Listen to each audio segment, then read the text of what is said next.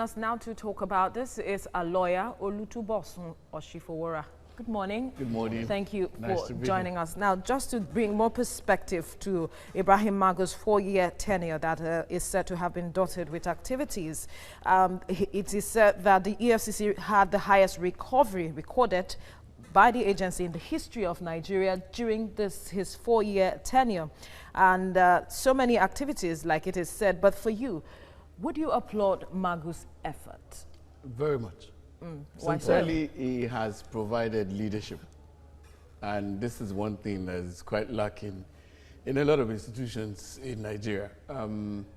There's been serious convictions. You know, I've been on this program several times, like what's the EFCC doing, the high profile convictions we don't see. We've seen governors gone down. We've seen, yes, we've seen senators, we've seen legislators being held, and then also the major one for me is why we celebrate Silicon Valley and all these places, tech hubs in other countries. Nigeria has been seen like a cybercrime hub, but EFCC has done a perfect job in that regard. Perfect. I mean, yes. Issues of corruption, yes. Near perfect. Okay, we could put it at near perfect, but sincerely, there was a time it was like, the local parlance, Yahoo was like the next degree for the average graduate or even undergrad. They look forward to doing that thing rather than their studies. But now we see people flaunting cash, doing all sorts of things, both on the social media and, all levels. But now you know that you can't do that because there's a new sheriff in town. Really? Yes. You can't do that now. How effective has it been in tackling cybercrime? Because we see that, for instance, there's a case of the musician Naira Marley. There was an outcry before the EFCC went into action. How effective has it been there? You saw the whole thing, and you saw how it panned out. Now, before institutions were given to the hues and crowd, people he's a musician, he's singing for us, but governor, musician, we've seen all kinds of people being brought before the law. That we never used to see. There have been musicians in different levels doing all sorts of, nefarious acts. But this is the first time. They don't care whether you're the most popular thing going. They'll bring you, and they've done it well. They brought him to court, brought him before the law. And we could follow the case. Now, I'm not saying he's guilty, but at least at the end of the day, you can see an institution that is working and that is doing something fantastic. So if he's done so well, why do we still have him in acting capacity? That angle is political. You saw how it panned out with the last Senate, but I hope this one will confirm him. He's done something. He has something to speak for him. At that point, it was coming in. But now we've seen 4 years. You can assess him on 4 years. We've seen people do 4 years, and we can't point at anything. Fine, Yahoo, or cybercrime is on the high. But at least it's been curbed to an extent. Really? And you know that, yes. Sincerely, I go there, I do stuff there legal with EFCC. And sincerely, you don't go, and I relate with boys also on the streets. Now, you don't come out and do anyhow. Even those who do this crime, they try to put up something like, okay, this is what I do. I'm cleaning my money. This is my legit also. But really, a few years back, it wasn't like that. People just come out and they sing and praise you that this is what you do in clubs, at parties. But now you can't do that. You do that, you don't know who's sitting next to you. So technically, some would say that his tenure has not ended because he is in acting capacity. But should the president reaffirm or renominate him as the chairman, then he will now say that his tenure begins to count. I think government should act right and act fast because we cannot put legality on illegality. The president should renominate him. And I think the executive is in sync with this legislative now. So I think it's something that's just going to fly. And they need to actually bring him back and encourage him to do more. Another 4 years, maybe, but we'll come back in another 4 years. To do well, because there's this notion that when you're given a position in acting capacity, you do better than when you're confirmed to impress. But I think he's committed to this job. You can see the passion. You can see that. I think sometime last week he said that even those boys, it's not all about, particularly the cybercrime, the boys involved in it. That it's not about putting them behind bars.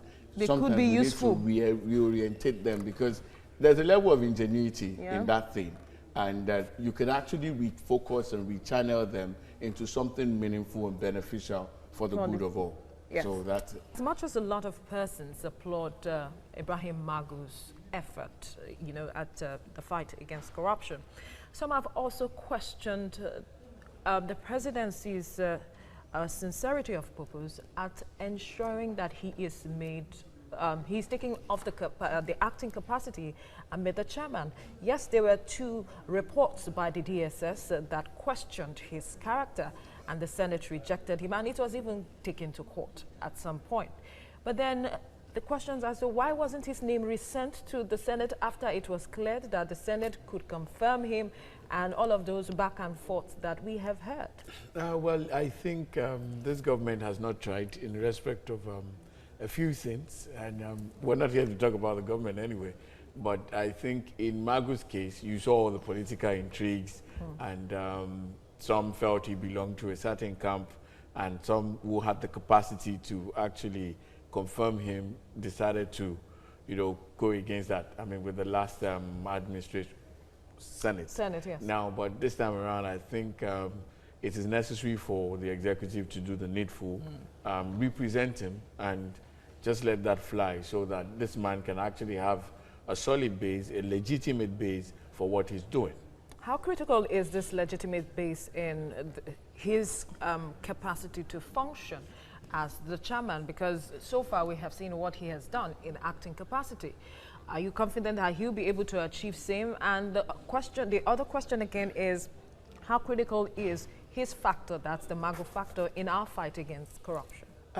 Well, okay, let's talk about his position.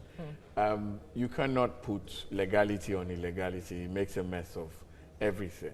So I think it's necessary for him to be represented, and so that he can have, it's like a court and jurisdiction. If you don't have, if the court hasn't got jurisdiction, any other thing you put on it will not stand. That's as far as his appointment goes. But when it comes to him functioning in the de facto capacity, like with respect to his work, he knows his job, he knows his onions, and we've seen with convictions, we've seen with what EFCC is doing, then also partnering with other, federations and actually curbing crime, particularly cyber crime. So as for his job, we don't doubt his capacity to work. Then also you said this issue of putting a strong man, we believe more in strong men than strong institutions. But I want to go on this lane that it takes a strong man to create a strong institution. Because if everywhere is messed up, you need someone to come and clean the stable. Then when that is done, then you can now set yourself on the right path. So far, he's done fantastically well. He has his flaws. Like every other person, they have their flaws. But he's done well. He's doing well for the institution. So I feel that if they legitimize his position, or as it should be according to the law, then that's going to give him a good springboard. Okay, so let's assume that the presidency represents him to the Senate now, and he's confirmed as the EFCC chairman. What should be his focus for the next term? He should just double his effort. So far, they're on the right path, but there's still crime everywhere. There's the economic angle to this argument as well. But I mean, we've almost been labeled like a criminal nation. So, and you can see how much the EFCC is doing. And in fact, to know how much they're doing and to show you much of their achievement, look at the commendations from the outside world, even as far as IMF going ahead to that. They know that, okay, there's some effort and they see these things. So these are the things that help us. Right. These are the things that speak well about this country and project us in a better light. All right, Barrister Bosun Osifowora, thank you for your time on TVC Breakfast.